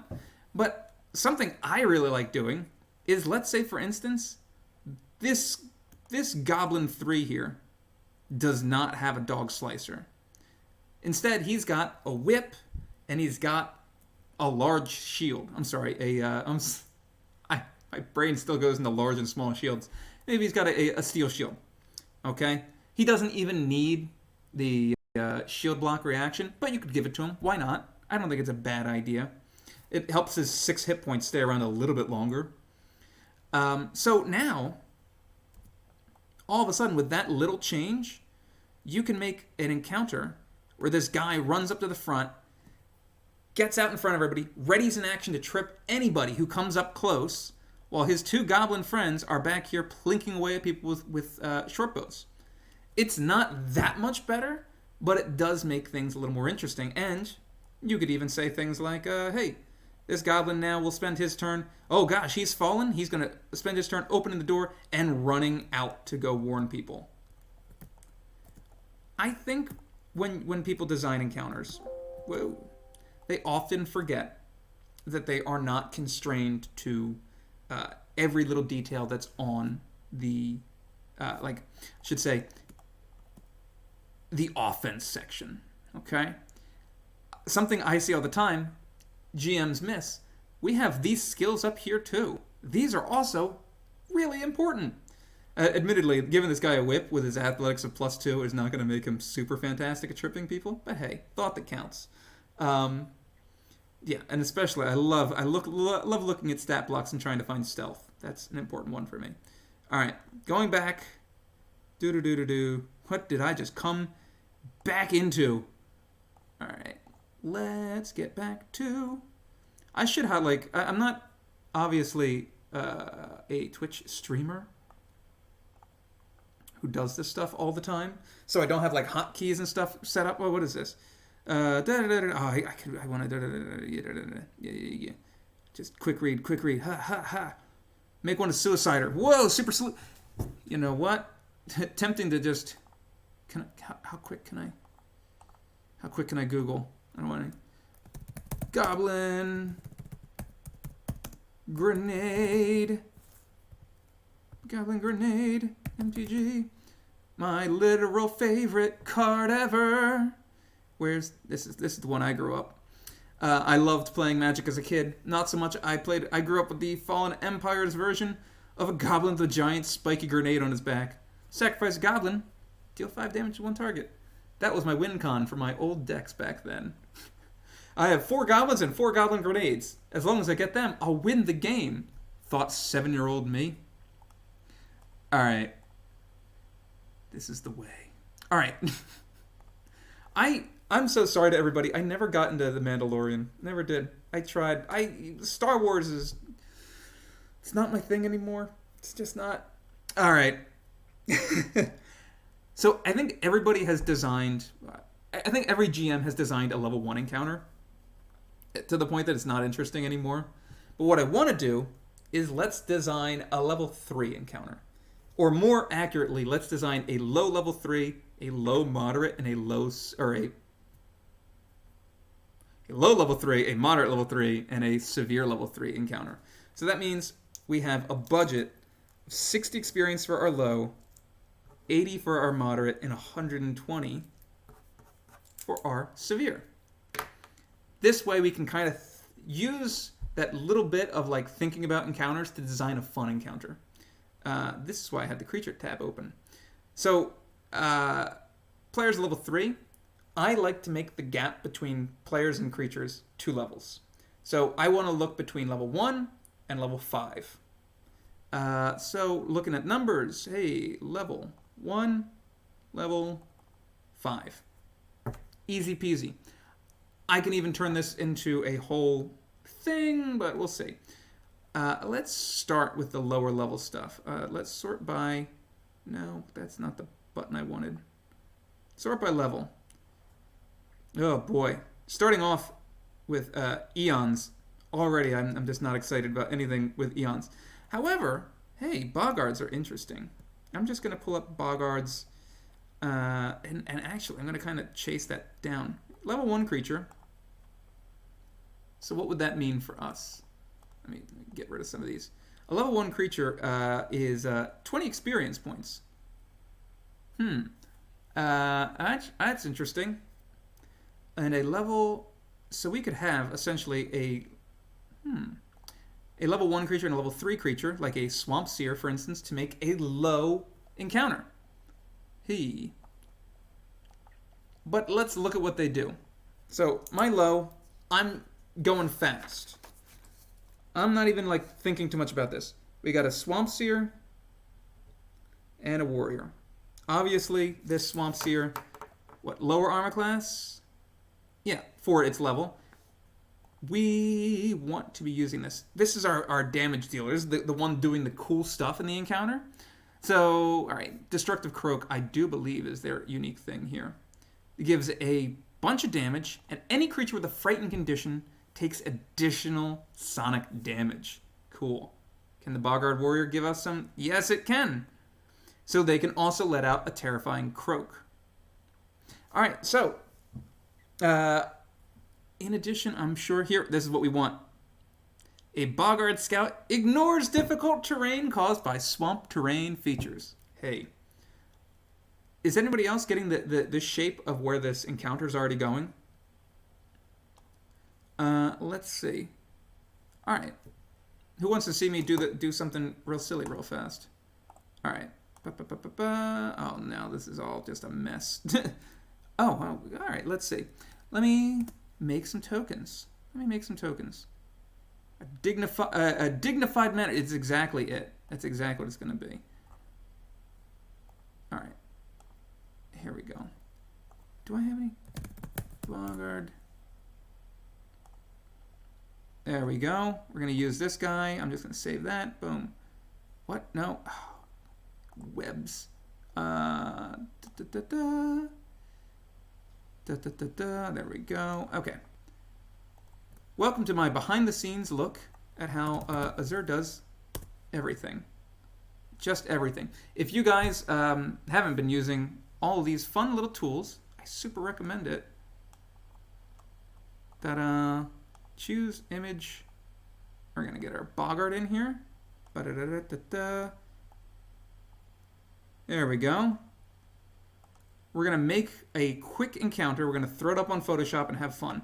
Eerily similar to your process. I hope that a lot of people do things this way, honestly. Just because it... so I don't feel like a crazy person. Where did I put my Swamp Seer? Did I already lose my Swamp Seer? Oh, no. But I downloaded it. But I want the Swamp Seer. No. Or did I forget to? I think I forgot. Good job, me. Let's do this again. All right, there we go. That's much better. Ta-da, ta-da, ta-da. All right, I'm not going to worry about how they look too much. All right, there. Now, what I will do is take these guys, put them into... Okay.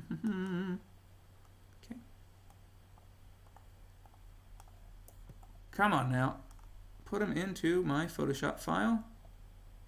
And we'll play around with where they could be. And what kind of how that encounter would take shape. I am... There we go.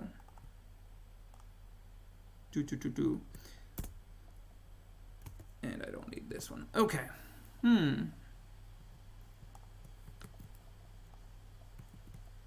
Whoop. All right.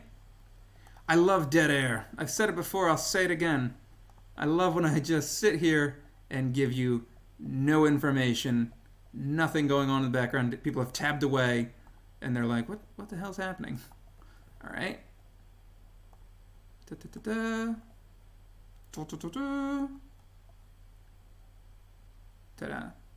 All right. Now we have a nice big map here. So let's get rid of these goblins. We don't need them anymore. So let's say this waterfall, this river is swamp. Hey, now we've got an interesting encounter going. We've got our Boggart Swamp Seer sitting in the back, casting spells. Let's see, I've already forgotten what sort of spells they've got. I'll just go through them real fast so you don't have to follow me. Let's see, Acid Arrow, Obscuring Mist, Fear, Jump, Shillelagh, Acid Splash. Okay, so we're going to have some fun. Ooh, I really like Acid being a part of the fight, especially since, as a GM, I could say, yeah, if you want to spend an action and fall prone, you will get your DC, your flat check to get rid of that Acid, going to be a lot lower. Obscuring Mist, Fear, and Jump, obviously classics. While our Boggart Warrior, ooh, he's going to be great. Okay? We're going to have these guys being able to use this difficult terrain to their advantage, even though it's a low encounter. Players will either have to switch over to ranged weapons to fight them, or wade into the difficult terrain, which they don't really want to do. All the while, our little Boggart buddy here is getting to frighten people. He's getting to wrap up, chase after some of these ranged guys, wrapping them up with his tongue, while our Swamp Seer in the back goes to town with spellcasting and their terrifying, their croak that deals a bunch more damage if you're frightened. So as a level 1 encounter, already way more exciting. All right. I'm not going to do this for every encounter, but look how quickly you can make an encounter. That's the one thing I really, really, really love. Switching again. I should get hotkeys for this. I should be faster about this. There we go. So that's what I really love about Pathfinder 2nd Edition. You can very easily make an encounter that's fun and works. That took me 5 minutes to make a low encounter. Something that the players really won't have too much trouble with. All right, let's get away from the boggards for a second. Let's do a moderate encounter. And a moderate encounter gives us 80 experience to play around with. That could be 4 level 1 creatures, which aren't too exciting.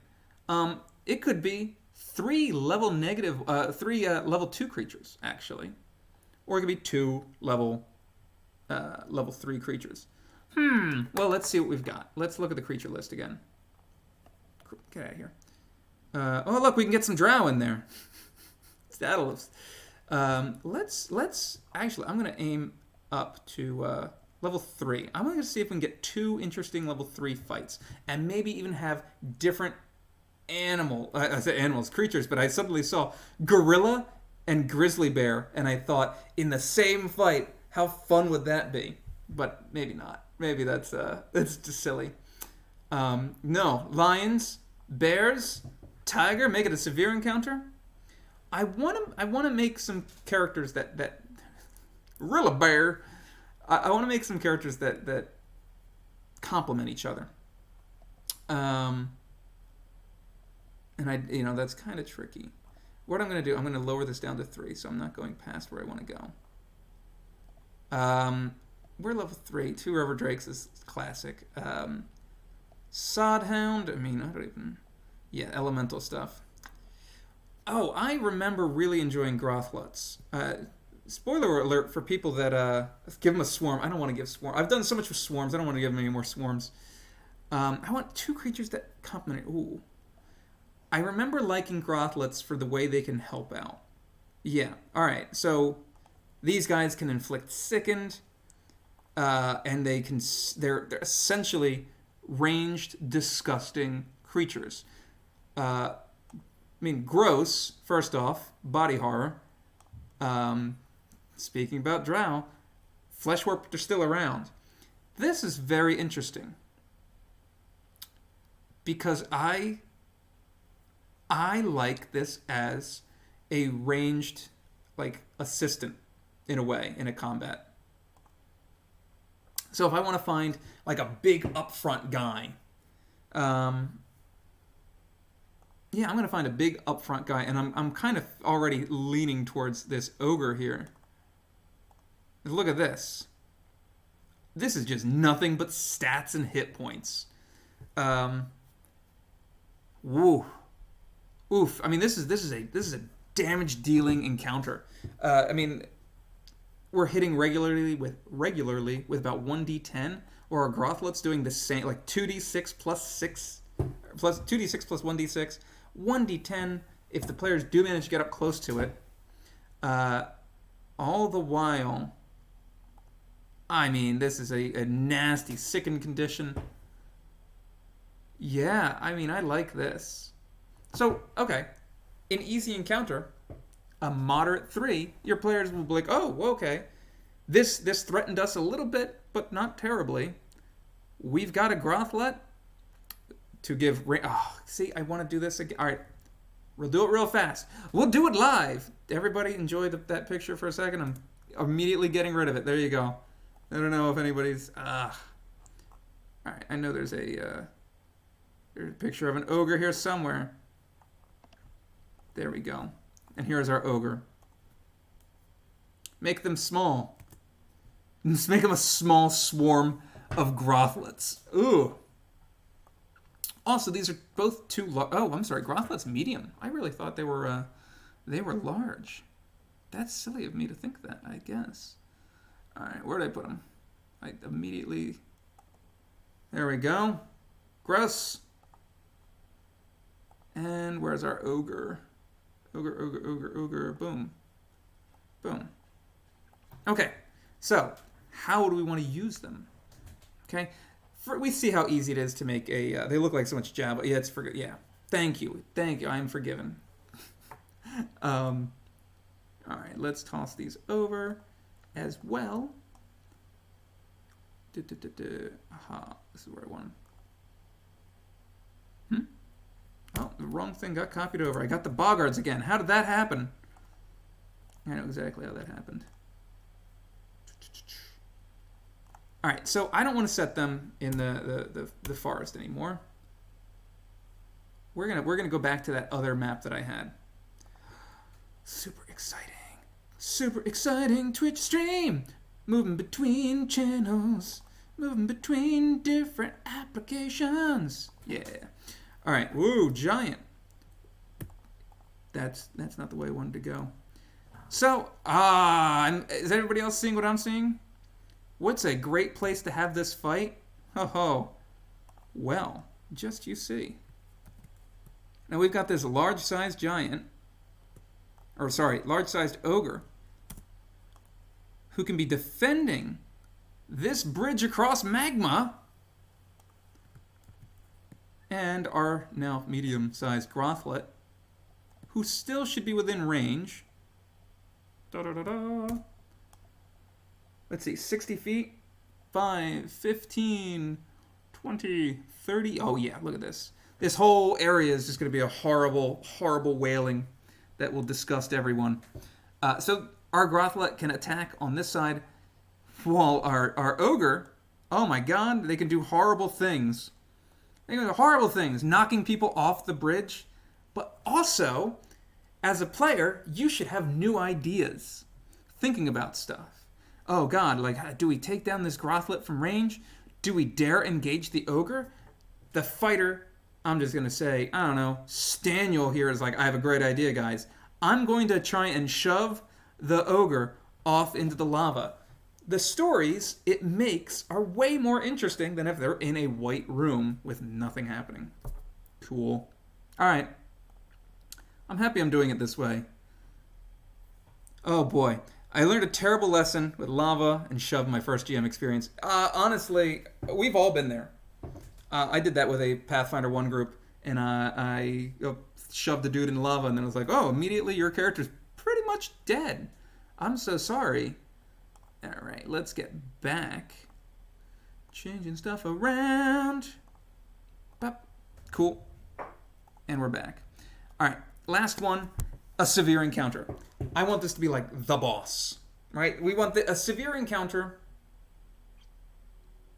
Here, we've even got here. If it's level +2, for instance, it's a moderate or severe threat boss. We could.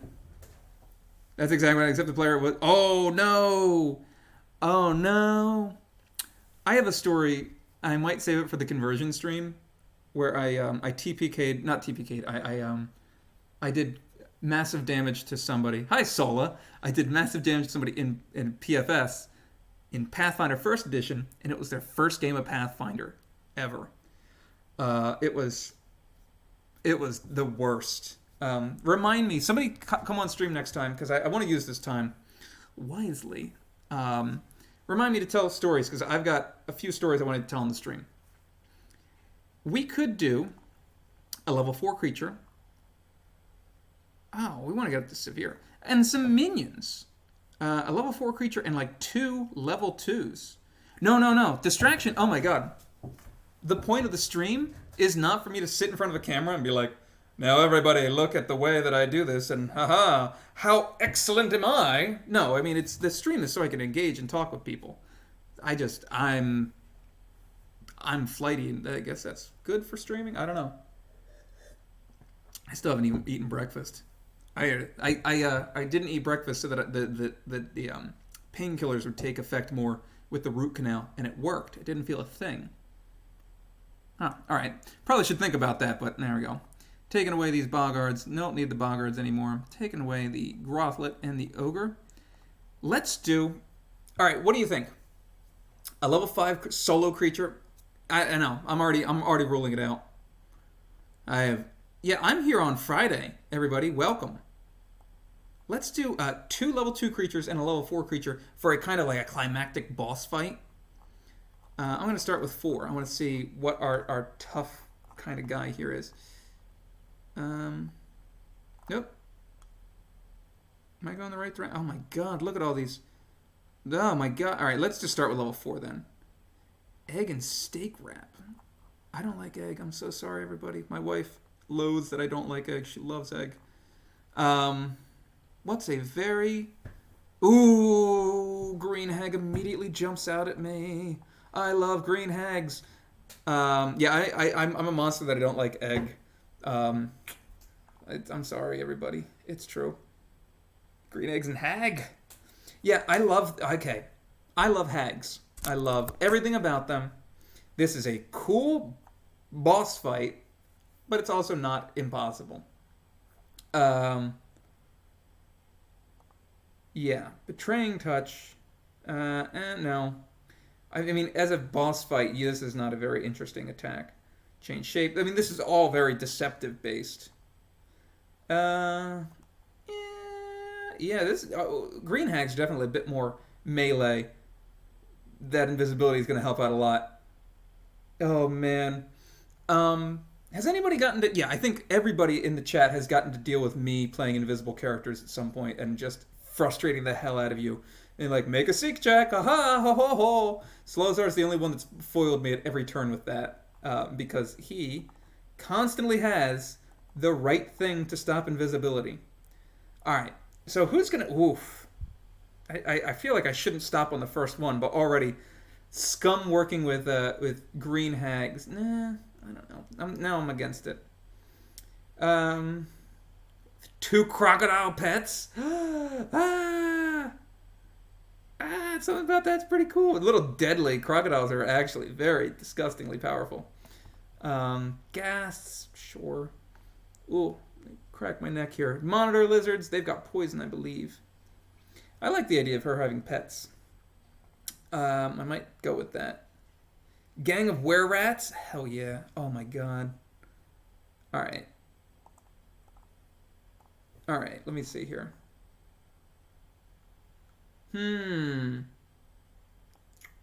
Alright.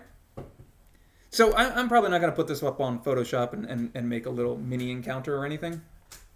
Just because fine. This is interesting. Because, like I said, our green hag here actually ends up feeling more like a skirmisher. She's not going to have a coven. It would be really fun to make a coven, but we're spitballing out encounters, and I mean in 15 minutes we've made 3. So, boom! Take that, everybody that says they can't write an adventure. Look how easy it is. Now you just got to string a whole story with important themes and through lines that resonate with your characters. That's the easy part. Hard part, obviously, is slapping monsters in a room. All right. So she actually kind of acts like a rogue. Easy peasy. Themes. I do hope that in the games that people play with me, hard part is getting motivating is tough. I subscribe to the don't break the chain theory, which is where you just every day you do it, and if you do it, I think for like 2 weeks, if you stop once, you get like an actual like, oh my god, I'm forgetting something. I have to be doing something. The problem is I do that with so much in life that my life has become a schedule. It's like, what am I forgetting? I'm forgetting something. Right, update the games. No, wait, study Japanese. Oh, right, I have a son. My God. Anyway. This is a fun fight. Give her this green hag 2 slurks who will just spend their entire time frustrating and just distracting the opponents, the party, while the hag gets to be the real horrible threat. And like, letting out a bunch of miasma, running up, clawing people, really just messing them up. With that enfeebling humors there, we're also going to make it harder for these players to get out of... I'm sorry, get out of? Yeah, no, never mind. There is no having to get out of anything here. Never mind. Still, I like that as an encounter. A hag with her 2 slurk companions. Fun. All right. Cool. 15 minutes left to the stream. I mean, I can stop at any time, but he tells himself. What I wanted to talk about with the last 15 minutes is I'm going to be doing a bunch of these like very much shorter streams on my Fridays, your Thursdays. We could very easily make an adventure. Like a quickie, boom, adventure. And what I wanted to talk about is like how to write an adventure. I have so many friends that play Pathfinder, and I have so many GM friends And when we talk about writing adventures, I find they're always getting lost in these little things or these very big ideas and losing the importance, the fun of the game. So generally, when I write an adventure, like one of the first things I think about is like what I want that adventure to accomplish story-wise. So let's say, for instance, I have nothing to go on. But Risky was talking about an adventure. What was it? Delivering swords? Was it getting a shipment of swords? All right. Not knowing entirely Risky's entire plan, Risky had talked about underground travel, cavern systems. I'm broad stroking this. Mithril swords. There were some breakdowns between negotiations. So players are hired to make a delivery. Basic is as basic does. Get from point A to point B. What makes it an adventure is the complications in the middle. Okay? And importantly, complications that players know about. And you know what? This is a good time to get out Google Docs. Yeah, build and connect, and that's good. I think that's exactly it. I do a 5-point plan, and that's what we're going to do today. We're going to do a very quick 5-point plan. And what I mean by that is I have a setup. This is not part of the 5-point. Point 1, point 2, point 3, point 4, and I should be copy pasting, but here we go. And then climax. Okay? So our setup is PCs are hired to take a shipment of forged blades into the dwarven homes of Fallen Spire Mountain. And this one of the things I like to do, I call it the Clone Wars. Okay? I just write down words that pop out of my head that feel evocative to me. And then I don't ever expand on it. Okay? Until later. Because I call it the Clone Wars thing because in Star Wars Episode 4, despite me saying I don't like Star Wars, Obi-Wan Kenobi says, yes, I fought with your father in the Clone Wars. And as a kid watching that's really cool. What the hell were the Clone Wars? Oh, that's probably awesome. And then they expanded on it and they made Star Wars Episode 2, Clone Wars, and it was like, oh, yeah, because the stormtroopers are clones. That's cool, I guess. I don't care about it now. I don't care about it. So, write down words. You don't have to follow up on stuff. Sometimes just making it cool, that's fine. All right. Here's what I want a climax. I want a cool fight. I don't know what level the players are, but you know what? All right. I'm going to say complication. First complication that they will know about. A known complication. They will have to travel through untamed and dangerous caverns. Okay? Complication, unknown. Okay, the players will not know about this. A recent cave-in. And why I like complications is it lends more reality to the world. All right, a recent cave-in has blocked the normal trade route, meaning forcing them to travel through forgotten ruins. I mean, this is like by the book adventure, but if you add more flavor, like a shipment of forged blades is a bit more flavor that you can do stuff with. Maybe the players might want to use those blades. All right. Point 1, getting to the ruins. If it ain't broke, don't fix it. Exactly. And especially if you're writing an adventure, like your players call you up like, hey man, you good for next Saturday to play? And you're like, I don't have anything prepped, and I'm not whipping out a module. Like, do this. This works. And you can see how easy it is to string together some encounters. All right, point 1, Players must navigate towards navigate a new path, and I'm going to say this is going to be skill checks, survival. We're going to do some nature in there. I'm just going to put lore in parentheses, okay? And I will say complication,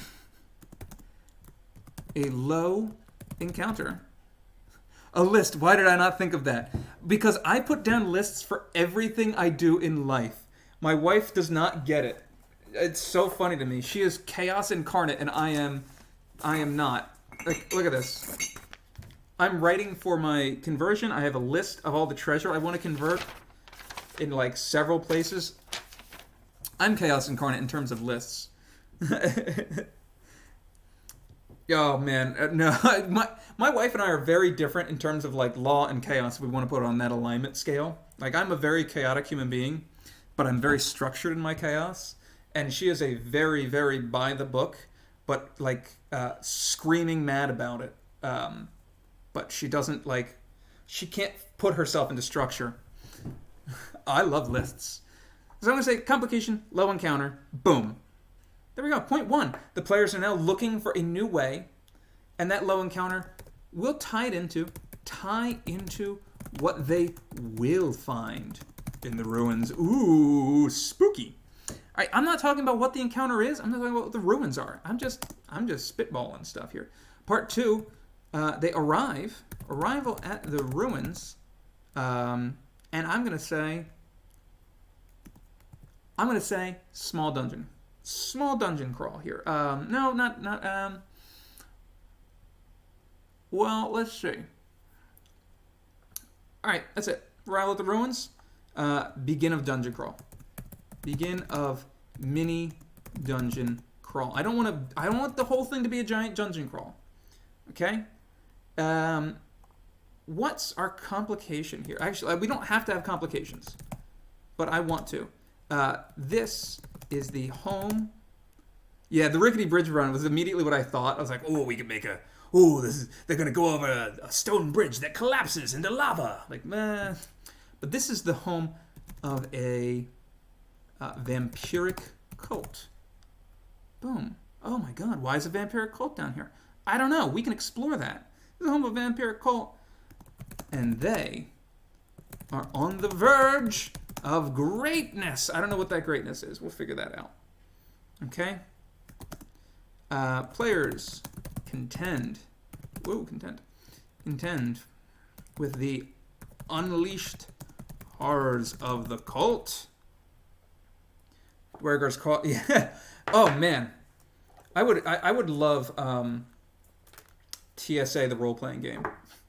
Like, does anyone? If you obviously Papers, Please is a fantastic game. But if you've played the board game Sheriff of Nottingham, that is the best board game for being like just a power mad jerk. Oh my god. What you got in the bag? What you got in the bag, huh? How much money you give me not to look in your bag? It's such a good game. They made a short movie. Check that out while I'm eating my lunch or breakfast or whatever I'm going to be eating. Unleashed Horrors of the Cult. I will say,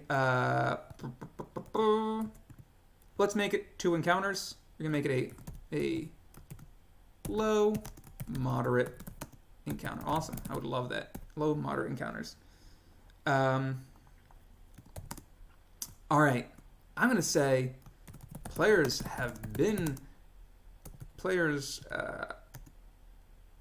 contend. No. All right. Players face off against. You can see where I have a small problem with using the same words twice. Face off against a ritual cast to hinder their progress and sap the life from them. It's been a while since I've seen Blazing Saddles. I love Mel Brooks. I won a trivia contest off of Mel Brooks. I was in New Zealand in a taxi car, and the guy's like, "Welcome to New Zealand, cash cab. There's no cash, but I'll give you a snack if you can answer this question." I was like, "Oh, I can do this. Sure." My girlfriend at the time thought I was an idiot because I knew a bunch of very dumb trivia. He's like, in what movie did Marcel say his first words on screen? And I was like, oh yeah, that was Mel Brooks' silent movie. And the word, and he's like, and for extra bonus points, what was that word? No. Anyway, should not be going on about Mel Brooks this much. Let's have the life from them. Cool. Now we have debilitating problem into, I'll say severe encounter. Look at this. This is already, I'm actually kind of excited for this encounter, this adventure. Fight against the cult. Stopping the ritual. Ta-da! Climax. Cult is defeated. And the PCs continue on to the Dwarven homes. So, there. So, here we go. We've just written the outline for an adventure. And we can very easily fill these in. Like, this is the hard part, of writing the story. Admittedly, our themes of going into the unknown and that we're stumbling into some greater knowledge is very Lovecraftian, but cool. This is fun. And you have left some dangling plot points so easily for later. Look, who was this cult? What the hell were they doing? Do we want to find out more? Do the dwarves know about them? Hey, all of a sudden, in the span of 13 minutes, we wrote an adventure. And we just have to go plug in some DCs here, plug in some encounters here that will tie into everything, and really put our focus on this ritual and this severe encounter at the end that is going to be kind of fun. Boom. And that is a 1, 2, 3, 4 encounter. That's like, what is that going to be? About a third of a level. 2 more adventures like that. You've got yourself a chapter and an AP. And I will recommend everybody that's writing adventures out there, if you're writing them for your home use, or if you want to put them on Pathfinder Infinite, or if you're doing conversion like me, don't do a giant project like all at once. Start small like this. This right here, this nice small start already gives you so much more to work with than if you're going like, okay, so I want the players to start simple these guys, and then at the end they will take down Mega Satan, because all of this gap in between is so broad, anything can happen, and that's hard to write and play for. I do believe that my painkillers are wearing off because my mouth just started to hurt. Ow. I have, I'm not even kidding, 11 more visits to the dentist for this root canal. That said, only cost me $30, so yay Japan. All right. I'm actually going to title this, and I'm going to throw this somewhere. I'm going to call it Twitch Adventure. Next Thursday, we can flesh this out more. We can even build this out into a world. Why are the players being sent these blades to go to the dwarven homes? Why do the dwarves need blades? I don't know. We can find that out next time. Yeah. This was fun. This is a fun little stream. I'm going to go eat food now and relax. So I will talk to you guys all later. I will see my Discord people in Discord, and if you are not on the Discord, that's okay. That's all right. Join us sometime. And I will be back on Sunday, and I'm going to finish up. I'm going to do more converting. We are almost done. No, we are done. First adventure. We're getting into the second adventure. Woohoo! Which involves bullywugs, jugglers, street performers. Yeah. Bunch of cool stuff. And I'm going to tell stories about murder, killing that one guy in Pathfinder Society, and also my group killing off the Jade Ravens from Savage Tide. So, all right. Thank you. And I am going to go and eat food now. See ya.